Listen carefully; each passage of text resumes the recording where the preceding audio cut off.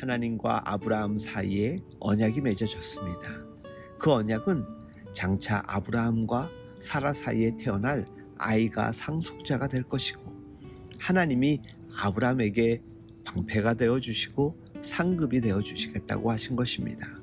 사라는 희망을 가득 품고 남편과 함께 가나안으로의 여정을 함께 했습니다. 하나님은 아브라함에게 정말 놀라운 미래를 약속하신 것입니다. 아브라함은 강력한 민족의 아버지가 될 것이라는 것입니다. 그러나 현실은 옹색해 보입니다. 강력한 민족의 아버지는커녕 아이 하나 없는 상황입니다. 이 문제로 사라는 얼마나 많이 하나님께 간구했을까요? 믿음과 의심 사이에서, 희망과 낙담 사이에서 얼마나 많은 눈물을 기도했을까요? 믿음과 의심 사이에서, 희망과 낙담 사이에서 얼마나 많은 눈물로 기도했을까요?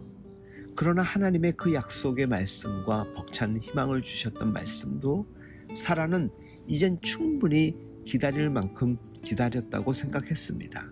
아브라함은 85세였고 그녀는 이제 75세입니다. 덧없이 희망을 품고 있을 수만은 없다 싶은 마음이 들 만한 때이지요. 어쨌든 자세히 보면 사라가 꼭 태어날 아이의 어머니가 되어야 한다는 언급은 없습니다. 그리고 당시에 아이를 갖지 못하는 여인이 대리모를 통하여 아이를 갖는 것은 합법적이었습니다. 성경에 등장하는 하갈은 이집트 여성입니다. 이집트 여성이 갈대아 우르에서 온 아브라함의 집에서 언제부터 일하게 되었을까 생각해 보면 창세기 12장에 가나안 땅에 기근이 심해져서 이집트로 내려갔다 올라오는 길에 바로가 수많은 가축들과 함께 남녀 종들을 함께 선물로 줍니다. 바로 그때 하갈도 함께 왔을 것이라고 학자들은 추정합니다. 그렇게 함께 살게 되었던 종 하갈은 사라의 눈에 들어왔고 아브라함 가문의 대를 이을 사람으로 지명하게 되었습니다. 오랜 기다림은 우리를 지치게 합니다. 충분히 사라의 마음과 그녀의 결정을 이해할 수 있습니다. 하지만 사라의 좋은 계획은 하갈이 아이를 갖고 나서 여주인인 사라를 무시하는 태도를 보임으로 어긋나 버립니다. 사람의 생각은 자주 이럴 때가 많습니다. 내 생각대로 이렇게 하면 이렇게 되겠지. 하지만 실제로 모든 것이 내 예상대로 흘러가지 않습니다. 특히 사람과의 관계의 문제는 언제나 변할 수 있습니다. 변할 수 있는 것을 상수로 놓고 예상을 하다 보니 우리는 그것이 조금이라도 달라지면 당황스러워하고 상처를 입습니다.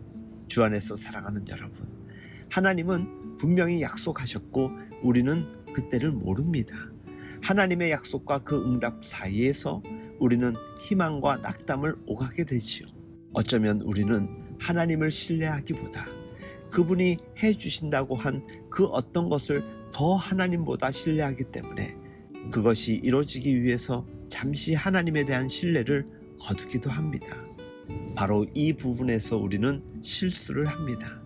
그러니 기다림보다는 우리는 신뢰를 갖는데 더 시간을 보내야 합니다. 주신 분도 가져가시는 분도 우리 주님이십니다.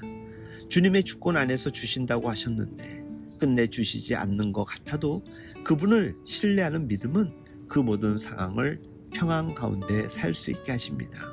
여러분, 주님은 우리의 삶을 다 알고 계십니다. 조금 조바심을 내려놓고 조금 내 원함을 내려놓고 그럴수록 주님을 신뢰하는데 시간을 더 채워가십시오. 분명히 하나님은 일하실 것이고 우리와 함께 하실 것입니다. 오늘 하루도 주님과 함께하며 주님이 주시는 평안과 주님의 채워가시는 그 모든 일들을 기대할 수 있길 예수님의 이름으로 축복하며 응원합니다.